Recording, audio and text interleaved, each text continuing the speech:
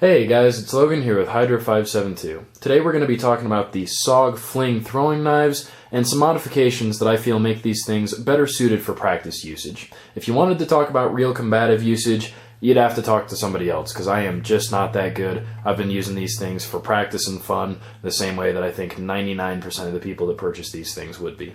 The first modification really just shows how extensive my OCD is. From the factory, these things come with paracord wrapped handles, as you guys can see, but they have 3 or 4 inch long tails that stick off the end. This is a problem for me because whenever I'm trying to throw anything for accuracy, anything that might drag across my wrist on the way out, anything like that causes me to make small little adjustments, throws me off, and I don't like it. I've seen other people address this problem as well. I've seen pictures of these things with the paracord taken completely off, but I don't like that either because that leaves you with this channel down the middle, which makes it funky for grip. I like them being a little bit wider, a little bit softer. So I like having the paracord, I just didn't want to have to deal with those tails. So as you guys can see here, I bent the tails over and then used a lighter to sort of melt them into place. Nylon cord is nice that way. You can melt it and sort of press it into place and it will stick to itself a modest amount, but it does good enough for an application like this. As you guys can see, I did each one a little bit differently, but the basic principle was that I wanted to insert the cord into this middle space, which is left open when these things come from the factory, and then take the lighter to it and singe it just a little bit, make sure I had it good and stuck in there, and then cut off whatever excess was left. I felt that that made them better as throwing knives because, like I said, anything that dragged across my hand caused me to make little minor adjustments. All of a sudden I wasn't just thinking about throwing my best, I was thinking about how it felt, and yeah, it's pretty nitpicky, but for me it made a difference, and I think it did for other people as well. Like I said, I've seen other people make similar modifications.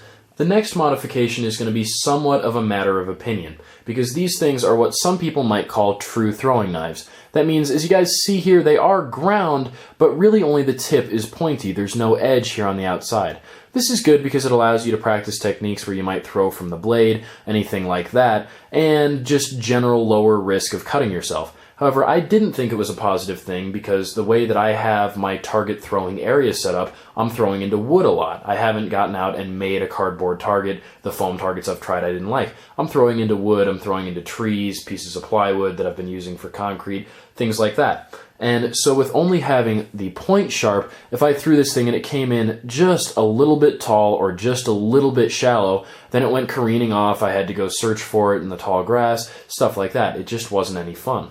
Now, some will say that this is good. They'll say that this teaches you to really be on point when you throw. It forces you to gain mastery over throwing in phase. But I would argue that it's more valuable to have the information and say, okay, it came in a little bit steep, I span it a little too much. Okay, it came in a little shallow, I didn't spin it quite enough, and be able to actually work on that. And to get that information, you need your knife to stick in the target so you can see it. So if you're going to be throwing into wood, what you can do is take these things out to something like a belt sander or a grinding wheel if you've got one. Go out and just put the littlest edge. It doesn't have to be paper cutting sharp. It doesn't have to be great. Just thin the edge out slightly and you can make these things stick into wood. They stick quite a bit better now. Like I said, that one's going to be a little bit more of a matter of opinion. If you have a really nice area set up where you can throw into cardboard and you'll always be able to see even with a very dull knife, you'll still get that information about how your knife landed and you can practice your throwing in phase from different distances, then they'll still be great the way they are.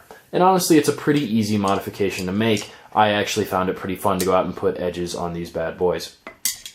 So 2 pretty easy modifications that I felt made these knives much better throwers. Like I said, I've been taking these things out and throwing them for YouTube videos. I've been doing target practice with my friends, with my girlfriend for fun. And honestly, I think that's how most people who buy a set of throwing knives like these want to use their throwing knives. I don't think we have all that many people who are deploying to overseas wars who want to be whipping these things out at the bad guys. If you do, much respect to you, dude, because that is badass. Unfortunately, it's just not me. I'm not that good. I enjoy using these things for fun, same way that I imagine most people do. And so the one modification that I haven't done yet that I've been thinking about doing, I don't know about you guys, but I throw outdoors when I throw, and so I'm contending with long grass, dirt, pebbles, all that kind of stuff. And so having an earth tone paracord wrap for your handle looks really cool, but it sort of only camouflages your knife more. Now these things do have a satin polish, they are pretty reflective, and obviously I still have 3, I haven't lost one yet, and I've thrown these things a fair number of times. But one thing that I have been thinking about is getting like a venom green and purple and orange spray paint and doing something like tiger stripes on these things so that there's a whole lot of visual contrast, and if I throw it and miss, it goes careening and spinning off. I can go out and just pick it up really easy.